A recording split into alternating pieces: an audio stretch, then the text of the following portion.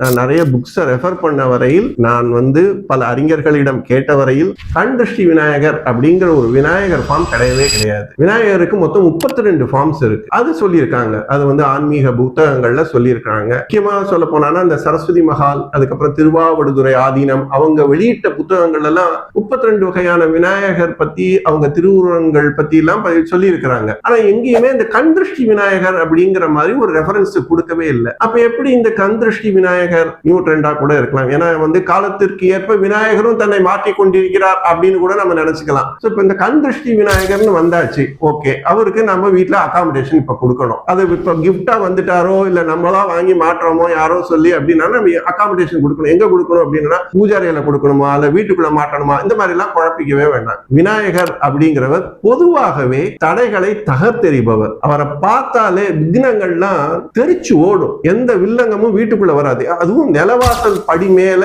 வெளியில நீங்க இந்த கண் திருஷ்டி விநாயகர் படத்தை மாட்டி வைக்கும். அதை பார்த்தாலே உங்களுக்கு only he will allow positive energy to enter inside, no negative energy. அங்கே அவர் கேட்டு போட்டுருவார். கண் திருஷ்டி விநாயகருக்கு அப்ப தனியா மந்திரங்கள் இருக்கா அப்படிலாம் இல்லை. அது ஓம் கணேசாய நமக போதும். இல்ல உங்களுக்கு தெரிஞ்ச விநாயக பெருமானே போற்றி அப்படின்னு சொன்னாலே கூட போதும். அவருக்கு பிடிச்ச செம்பருத்தி பூவை நீங்க சாத்திருங்க, அதுவும் போதும். குருவருள் போற்றி, திருவருள் போற்றி.